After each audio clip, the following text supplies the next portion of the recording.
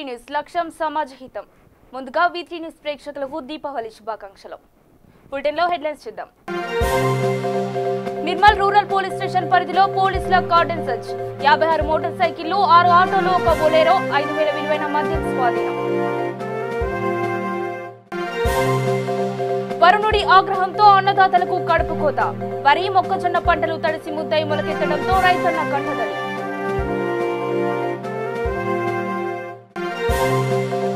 కరీంనగర్ జిల్లా జమ్మికుంట పట్టణంలోని స్థానిక డిగ్రీ కళాశాలలో అనుమతి లేని టపాసుల దుకాణాలు. నిబంధనలకు విరుద్ధంగా ఉంటే సీజ్ చేస్తామన్న అగ్నిమాపక అధికారులు. ఇక వివరాల్లోకి వెళితే రామగుండం నియోజకవర్గం టీఎస్ఆర్టీసీ కార్మికుల సమ్మెలో భాగంగా రాష్ట్ర ముఖ్యమంత్రి నిరంకుశ వైఖరికి నిరసనగా ఎయిటింగ్లైన్ కాలనీ జేఏసీ ఆధ్వర్యంలో దీపావళి సందర్భంగా సమ్మెలో ఉన్న ఆర్టీసీ కార్మిక కుటుంబాలకు సహపంక్తి భోజనాలు పెట్టడం జరిగింది. ఈ కార్యక్రమంలో ముకిరి రాజు, మందల కిషన్ రెడ్డి, కటకం సతీష్ తదితరులు పాల్గొన్నారు.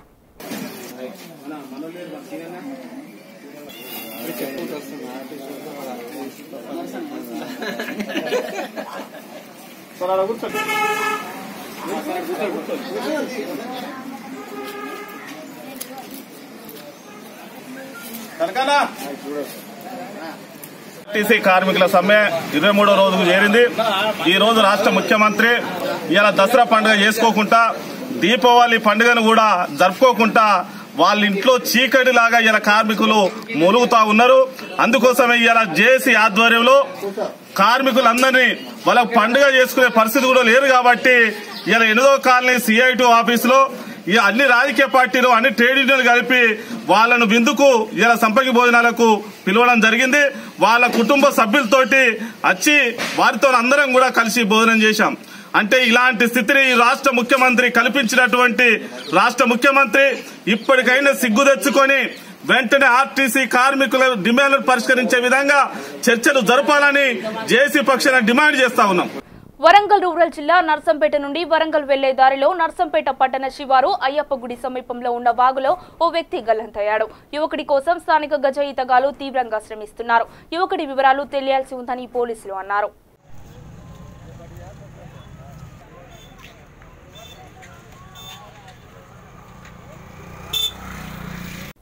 మహాత్మా గాంధీ 150వ జయంతి సందర్భంగా బీజేపీ చేపట్టిన సంకల్ప యాత్ర సిద్దిపేట జిల్లా హుస్నాబాద్ మండలం మహమ్మదాపూర్ గ్రామంలోకి ప్రవేశించింది.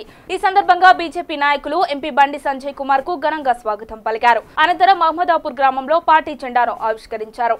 నాగారం గ్రామంలో తెలుగుదేశం పార్టీకి చెందిన సర్పంచ్ బత్తుల సునీత స్వాగతం పలికి శాలువాలతో సన్మానించారు. యాత్రలో భాగంగా రోడ్డు వెంట రైతులను కలిసి వారి కష్ట సుఖాలను అడిగి తెలుసుకున్నారు. నాగలి దున్నుతున్న రైతు వద్దకు వెళ్లి అతనితో మాట్లాడారు. కొద్దిసేపు నాగలి పట్టి దుక్కితున్నారు.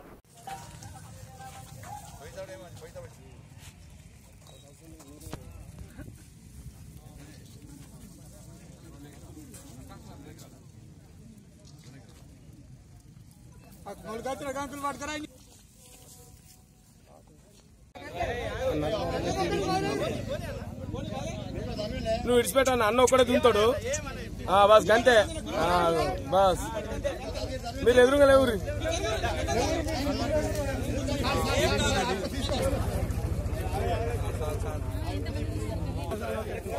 కరీంనగర్ జిల్లా జమ్మికుంట పట్టణంలోని స్థానిక డిగ్రీ కళాశాలలో ఆవరణలో 12 దీపావళి టపాసుల దుకాణాలు ఉన్నాయి. అయితే అక్కడ 12 దుకాణాలు ఏర్పాటు చేయగా 11 దుకాణాలు నిబంధనలకు విరుద్ధంగా ఉన్నందున వెంటనే అనుమతులు తీసుకోవాలని, ఒకవేళ ఎవరైనా అనుమతులు లేకుండా షాపులు ఏర్పాట్లు చేస్తే షాపులను మూసివేస్తామని అగ్నిమాపక అధికారులు అన్నారు.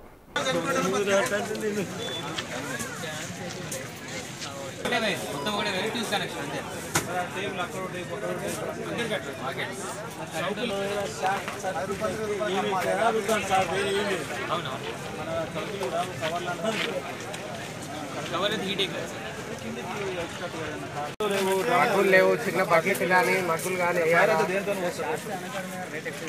చేతులతో పోయలేం కదా ఇంత దూరము. అంటే నీళ్లు నింపి పెట్టారు కానీ అలా ఏదో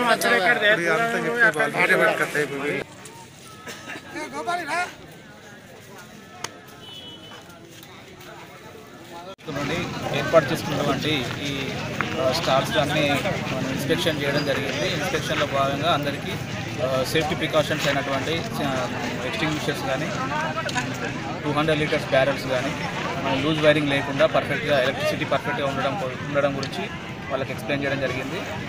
వేస్టేజ్ ఎలాంటి వేస్టేజ్ ఉన్నా ఎప్పటికప్పుడు వాళ్ళు వేస్టేజ్ లేకుండా తీసేసుకుంటూ పరిసరాలు కూడా పరిశుభ్రంగా ఉంచుకుంటూ నో స్మోకింగ్ బోర్డ్స్ కానీ డూస్ అండ్ డోంట్స్ కానీ మెయింటైన్ చేస్తూ శుభ్రంగా ఉంచుకోవడం ద్వారా ఎలాంటి ప్రమాదాలు జరగకుండా మనం నిర్వహించుకోవచ్చు. మనకు 10x10 సైజులో రేకులతో షెడ్స్ వేసుకోవాలి, మరియు ఎక్స్టింగ్విషర్స్ వాటర్ బ్యారెల్స్ అన్ని పెట్టుకోవాలి. దీని భాగంలో అందరికీ మనం హెచ్చరికలు జారీ చేయడం జరిగింది. వాళ్ళు తప్పనిసరిగా అవి పాటించనిచో వాళ్ళ యొక్క లైసెన్స్ క్యాన్సిల్ చేయడం జరుగుతుంది. తర్వాత పోలీసు మరియు రెవెన్యూ శాఖ వారి యొక్క సహాయంతో మనం సీజ్ చేయడం కూడా జరుగుతుందని తెలియజేస్తున్నాం. సీజింగ్ కానీ ఇతరత్ర మాకు అథారిటీస్ లేవు. ఓన్లీ మాకు ఉన్నటువంటి అథారిటీ వచ్చేసి వాళ్ళకి లైసెన్స్ ఇష్యూ చేసినాం. సో ఇటు లైసెన్స్ అనేది it can be cancel at any time అని మనం కూడా అందులో మెన్షన్ చేయడం జరిగింది. కాబట్టి మేము లైసెన్స్ క్యాన్సిల్ చేయడం జరుగుతుంది. సాయంత్రం లోపు గర్విస్తున్నాము. వాళ్ళు వేసుకుంటే వాళ్ళకి ఎలాంటి ప్రమాదం జరగకుండా ఉంటుంది. ప్లస్ మేము వాళ్ళకు సహాయ సహకారాలు అందిస్తాం. వాళ్ళు ఆ యొక్క సేఫ్టీ మెజర్స్ని డీవియేట్ చేసినట్లయితే వాళ్ళపై తగిన చర్యలు తీసుకోవడం జరుగుతుంది. మెదక్ జిల్లా కోల్చారం మండలం చిన్న గనాపూర్ గ్రామ శివారులో సీతారాం తండాకు చెందిన మాలవత్ రాజు కరెంట్ షాక్తో మృతి చెందాడు. పశువులకు గడ్డి కోసుకురావడానికి వెళ్లిన రాజు మోటార్ సర్వీస్ వైరును చూసుకోకుండా కోయడంతో అక్కడికక్కడే మృతి చెందాడు. ఎంతసేపటికి తిరిగి ఇంటికి రాకపోవడంతో అతని భార్య మృతదేహాన్ని చూసి గుండెలవిసేలా రోధించింది. సంఘటనా స్థలానికి చేరుకున్న పోలీసులు మృతదేహాన్ని పోస్టుమార్టం నిమిత్తం మెదక్ ఏరియా హాస్పిటల్కి తరలించారు.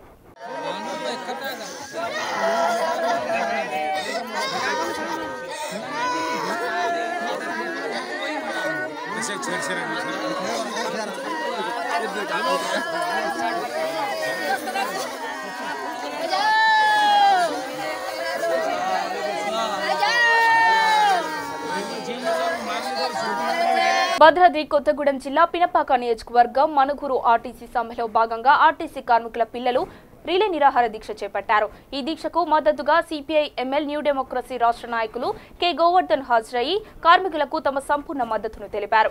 వారు మాట్లాడుతూ ఆర్టీసీని ప్రభుత్వంలో విలీనం చేయాలని, ఆర్టీసీ ఆస్తులను కేసీఆర్ బినామీలకు అమ్ముకుంటూ ఆర్టీసీని ఎవరు బాగు చేయలేరని మోసపూరిత మాటలతో కార్మికులను వేదనకు గురిచేస్తున్నాడని, వెంటనే కార్మికుల సమస్యలను పరిష్కరించకుంటే సమ్మెను ఉధృతం చేస్తామని ప్రభుత్వాన్ని హెచ్చరించారు. మిత్రులారా, 22వ రోజు దీక్షల్లో మనుగూరు డిపో వద్ద ఆర్టీసీ కుటుంబ సభ్యులందరూ కలిసి నిర్వహిస్తున్నటువంటి ఈ దీక్షా శిబిరంలో కూర్చున్నటువంటి భారత పౌరులు, తెలంగాణ ముద్దు బిడ్డలు, మా తల్లిదండ్రుల్ని 22 రోజులుగా రోడ్డు మీద వేశారు. కేసీఆర్ మా తల్లిదండ్రులకి అశాంతిని రేకెత్తించి మేము బడికి వెళ్లకుండా, చదువుకోకుండా మా తల్లిదండ్రులు తీరని క్షోభ అనుభవించడానికి కారణమైన నువ్వు ఇకనైనా సోయి తెచ్చుకొని నువ్వు వెంటనే మా నాన్నలకి, మా తల్లిదండ్రులకి జీతాలిచ్చి ఆర్టీసీలో కొనసాగింపజేయమని దీక్ష నిర్వహిస్తున్నటువంటి చిన్నారి చెల్లెళ్లకు, తమ్ముళ్లకి, ఆర్టీసీ అన్నలకు, అక్కలకు ముందుగా సిపిఐఎంఎల్ న్యూ డెమోక్రసీ రాష్ట్ర కమిటీ పక్షాన ఉద్యోగాభినందనలు. ఇదే సందర్భంగా అణిచివేత నిర్బంధం ద్వారా ఆర్టీసీ సమ్మెని అన్నిటికీ మించి బ్రిటిష్ వాడు వదిలి వెళ్లిన డివైడ్ అండ్ రూల్, విభజించి పాలించు సూత్రం ప్రకారంగా యూనియన్ పైకి కార్మికులపైకి ప్రజల్ని రెచ్చగొట్టే, చీలదీసే విషయాలు చూస్తే తెలంగాణ సమాజం సహించదు, తిప్పికొట్టు తీరుతుంది. తెగించిన పోరాటాల ద్వారా, ఉద్యమాల ద్వారా తెలంగాణను తెచ్చుకున్నదో అదే తెలంగాణ సమాజం అంతా ఇవాళ ఏకమై ఇవాళ ఆర్టీసీని పరిరక్షించుకుందాం, ఆర్టీసీని కాపాడుకుందాం. తెలంగాణ రాష్ట్రంలో ధరల పాలన, గడిల పాలన, రాచరిక పాలన లేకుండా ప్రజాస్వామ్యాన్ని బతికించడానికి ముందుకొద్దామని ఏకోన్ముఖంగా తెలంగాణ సమాజం సాగుతుంది. ఇప్పటికైనా ముఖ్యమంత్రి కేసీఆర్ సోయి తెచ్చుకొని తెలంగాణ ప్రజల ఆకాంక్షల్ని, ముఖ్యంగా ఆర్టీసీ కార్మికుల ఆర్తనాదాల్ని, ఆకలి ఆక్రందల్ని, వాళ్ళ న్యాయమైన ఆకాంక్షల్ని గౌరవించే దానికోసం ముందుకు రావాలని న్యూ డెమోక్రసీగా మేము డిమాండ్ చేస్తాం. జిందాబాద్ జిందాబాద్. మిత్రులారా, 22వ రోజు దీక్షల్లో మనుగూరు డిపో వద్ద ఆర్టీసీ కుటుంబ సభ్యులందరూ కలిసి నిర్వహిస్తున్నటువంటి ఈ దీక్షా శిబిరంలో కూర్చున్నటువంటి భారత పౌరులు, తెలంగాణ ముద్దు బిడ్డలు, మా తల్లిదండ్రుల్ని 22 రోజులుగా రోడ్డు మీద వేశారు. కేసీఆర్ మా తల్లిదండ్రులకి అశాంతిని రేకెత్తించి మేము బడికి వెళ్లకుండా చదువుకోకుండా మా తల్లిదండ్రులు తీరని క్షోభ అనుభవించడానికి కారణమైన నువ్వు ఇకనైనా సేవ తెచ్చుకొని నువ్వు వెంటనే మా నాన్నలకి మా తల్లిదండ్రులకి జీతాలిచ్చి ఆర్టీసీలో కొనసాగింపజేయమని దీక్ష నిర్వహిస్తున్నటువంటి చిన్నారి చెల్లెళ్లకు, తమ్ముళ్లకి, ఆర్టీసీ అన్నలకు, అక్కలకు ముందుగా సిపిఎంఎల్ నూడెమ్మ కృషి రాష్ట్ర కమిటీ పక్షాన ఉద్యోగాభినందనలు. కర్నూలు జిల్లా ఆస్పరి మండలం తొగలగల్లు గ్రామీణ రహదారులు అధ్వానంగా మారాయి. దీంతో సమీప గ్రామ ప్రజలు తీవ్ర ఇబ్బందులు పడుతున్నారు. మండల కేంద్రానికి వెళ్లాలంటే విద్యార్థులు, గ్రామస్తులు 4 కిలోమీటర్ల దూరం రావాలి. దీంతో సమీప గ్రామాల ప్రజలు తీవ్ర ఇబ్బందులు పడుతున్నారు. తొగలగల్లుకి వెళ్లడానికి కనీసం 108 వాహనం కూడా పోలేని స్థితిలో రహదారులు తయారయ్యాయి. ఎప్పుడో వేసిన రోడ్డుతో ద్విచక్ర వాహనం కూడా పోలేని స్థితిలో ఉందని ఆవేదన వ్యక్తం చేస్తున్నారు గ్రామస్తులు. ఈ రోడ్డు సమస్యను పలుమార్లు అధికారుల దృష్టికి తీసుకుపోయినా పలు ఆందోళనలు చేసినా ఎవరూ పట్టించుకున్న పాపన పోలేదని గ్రామస్తులు వాపోతున్నారు. తొగలగల్లు పంచాయతీలోని ఎటకల్లు రహదారికి 4 కిలోమీటర్ల మేర మట్టి రోడ్డు ఉందని, వర్షం పడితే నడవడానికి కూడా ఇబ్బందులు తలెత్తుతున్నాయని ఆ గ్రామ ప్రజలు ఆవేదన వ్యక్తం చేస్తున్నారు. మండల కేంద్రానికి వెళ్లాలంటే విద్యార్థులు, గ్రామస్తులు 4 కిలోమీటర్ల దూరం మట్టి రోడ్డులో నడవాల్సి వస్తుందని వాపోతున్నారు. స్థానికుని మా గ్రామంలో అభివృద్ధి పనులు ఏమి జరగడం లేదు. ఒకవైపు రోడ్డు సౌకర్యం లేదు, ఒకవైపు నీటి సౌకర్యం కూడా లేదు.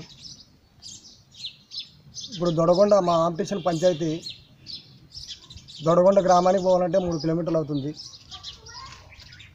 ఆడపిల్లలు, వృద్ధులు, చాలామంది ఒంటరి కుటుంబం వాళ్ళు కూడా 3 కిలోమీటర్లు పోయి నీళ్ళు తెచ్చుకుంటున్నాము. ఇంతవరకు ట్యాంకర్లు పెట్టి నీళ్ళు సౌకర్యం కల్పించడం జరిగింది గవర్నమెంట్. ఇప్పుడు మాకు మరి నీళ్ళు కట్ చేసినారు. మా పరిస్థితులు చాలా దయనీయంగా ఉన్నాయి. ఒకరోజు గడిస్తే తప్ప, ఒకరోజు వాటర్ తెచ్చుకుంటే 2 రోజుల వరకు పనులు కూలీలు మానుకొని కూడా తెచ్చుకునే పరిస్థితి తయారైంది. ఒక దిక్కు యాటకల్లుకు పోవాలంటే, ఆస్పరి మండలానికి పోవాలంటే కూడా యాటకల్లుకు పోవాలి మేము. ఆ యాటకల్లు రోడ్డు అంటే ఎంతోమంది ఇక్కడ రోడ్డు పైన వచ్చేవాళ్ళు కానీ, మేము కానీ పంట పండించుకునే పంట తీసుకొని పోయి మార్కెట్లో అమ్ముకునే దానికి కూడా చాలా ఇబ్బందిగా ఉంది మాకు. ఇన్ని సంవత్సరాల నుండి కూడా మా గ్రామానికి పాలకులు కానీ అధికారులు కూడా కన్నెత్తి చూడడం లేదు. ఎలక్షన్ అప్పుడు మాత్రమో ఏదో చేస్తామంటారని చెప్పి ప్రతి ఒక్కరు వాగ్దానాలు చేస్తారే తప్ప మా గ్రామం వైపు కన్నెత్తి చూడడం లేదు.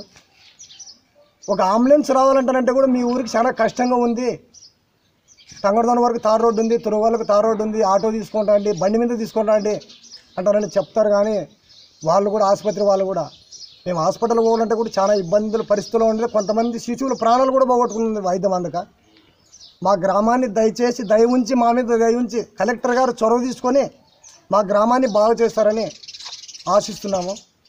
మా పరిస్థితులు అర్థం చేసుకుంటారని కూడా ఆశిస్తున్నాము. చాలా నరకం అనుభవిస్తున్నాం మేము. మా గ్రామం చిన్న గ్రామము, మాకు అభివృద్ధి పనులు అంటే కూడా ఏమి లేవు. ఇదివరకు సీసీ రోడ్లు కూడా సరిగ్గా లేని పరిస్థితులు ఉంటాయి. ఏదో గవర్నమెంట్లో సీసీ రోడ్లు వేసాయి. ఈ గవర్నమెంట్ వచ్చిన తర్వాత మాకు నీటి సౌకర్యం కూడా కొరత ఏర్పడే పరిస్థితి తయారైంది. మా గ్రామం మీద దయ ఉంచి మమ్మల్ని ఆదుకుంటారని కలెక్టర్ గారిని చేతులెత్తి జోడించి నమస్కరిస్తున్నాం. తొగలగల్లు గ్రామము, ఆస్పాడు మండలము, తొగలగల్లు గ్రామంలో గొల్ల తిమ్మారెడ్డి. మాకు నీళ్లు లేవు, రోడ్డు లేదు. అయ్యి ఎమ్మెల్యేల్లో వేస్తామంటారు, అదేం తోడుపుకుంటారు, పోతారు. రూట్ మాకు నీళ్ళు చదువు ఇప్పుడు కూడా నీళ్ళు లేవు. మాకు వర్షకాలం రోడ్లు వచ్చి కింద పడుకుని పోతాము. కింద పడేదే, వచ్చిన వాళ్ళంతా పడేదే. నిజామాబాద్ జిల్లా నందిపేట మండలంలోని తల్వేద గ్రామంలో కురిసిన వర్షానికి రైతుల కష్టం కన్నీటిలో మునిగిపోయింది. వరి, మొక్కజొన్న పంటలు పూర్తిగా తడిసి ముద్దయి వాటిలోంచి మొలకెత్తుతున్నాయి. నెల రోజులవుతుంది పంటలు కోసి ఇప్పటి వరకు కొనుగోలు చేయడం లేదని స్థానిక అధికారులు వచ్చి కొనుగోలు కేంద్రాన్ని ప్రారంభించినట్లు ఫోటోలు దిగి వెళ్లిపోయారని, ఇప్పటి వరకు పట్టించుకునే నాథులే లేరని రైతులు కంటతడి పెడుతున్నారు. 300 హెక్టార్లలో పంట సాగు చేస్తే అధిక మొత్తంలో నష్టపోయామన్నారు. ప్రభుత్వం ఉన్నతాధికారులు గుర్తించి తమని ఆదుకొని నష్టపరిహారాన్ని ఇవ్వాలని, త్వరగా తమ ధాన్యాన్ని కొనుగోలు చేయాలన్నారు.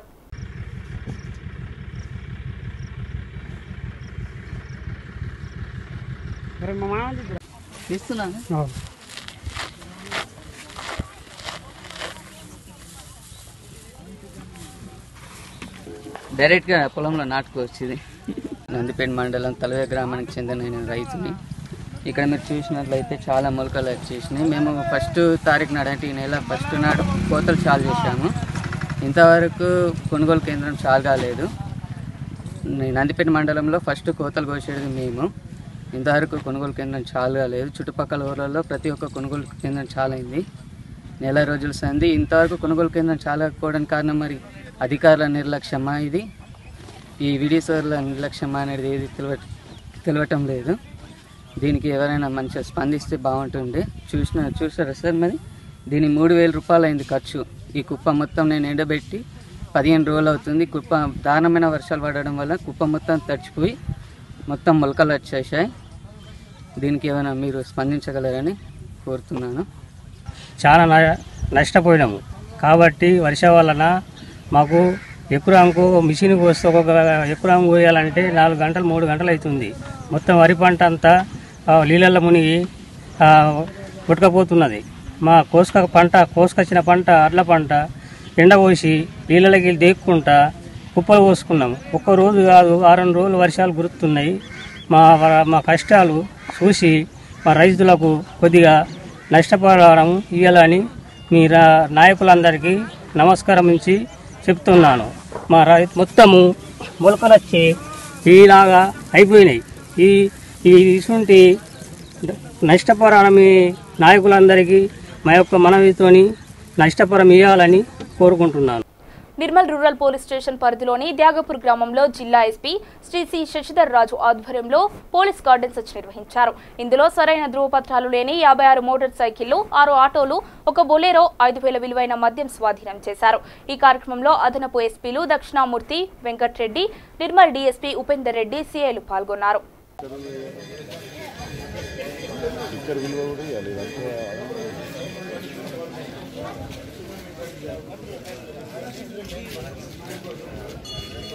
నేరస్తులు నేరానికి లేదంటే ఏదన్నా బాధకు గురైన వాళ్ళు మాత్రమే పోలీస్ స్టేషన్కు వస్తారు.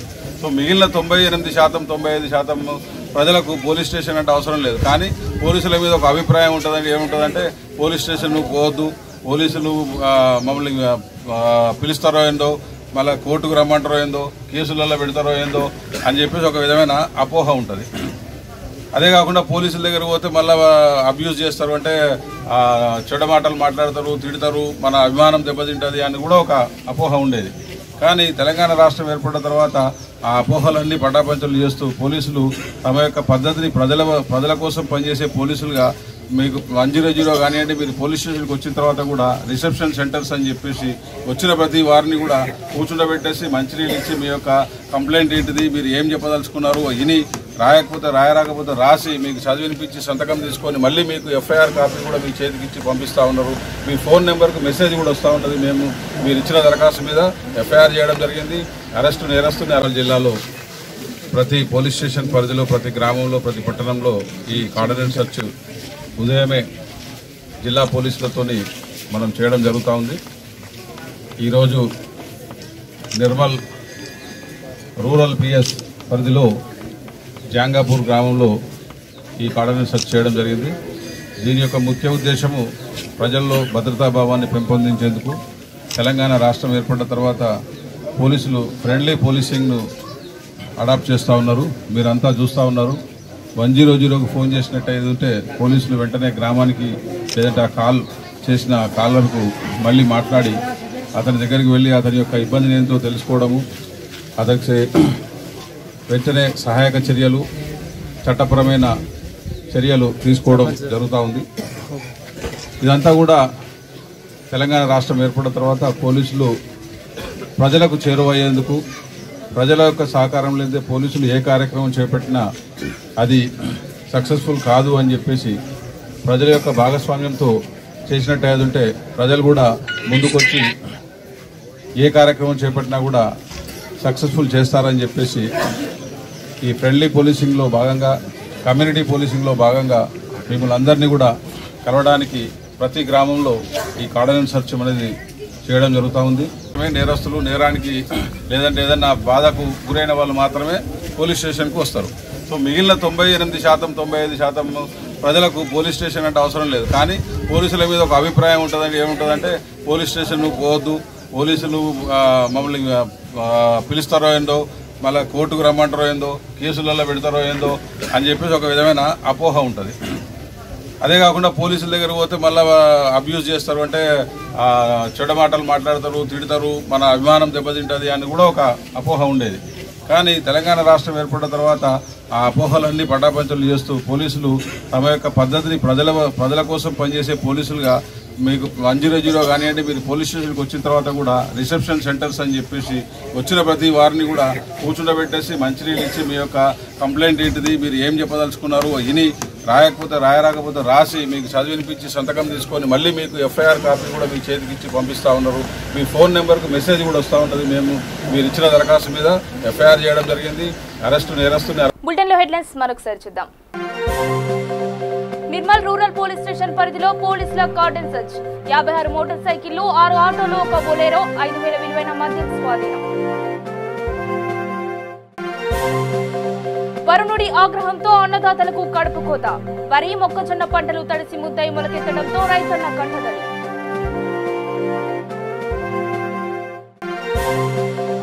కరీంనగర్ జిల్లా జమ్మికుంట పట్టణంలోని స్థానిక డిగ్రీ కళాశాలలో అనుమతి లేని టపాసుల దుకాణాలు. నిబంధనలకు విరుద్ధంగా ఉంటే సీజ్ చేస్తామన్న అగ్నిమాపక అధికారులు. ఇవి బులెటిన్ అప్డేట్స్. మరిన్ని అప్డేట్స్ కోసం చూస్తూనే ఉండండి V3 న్యూస్.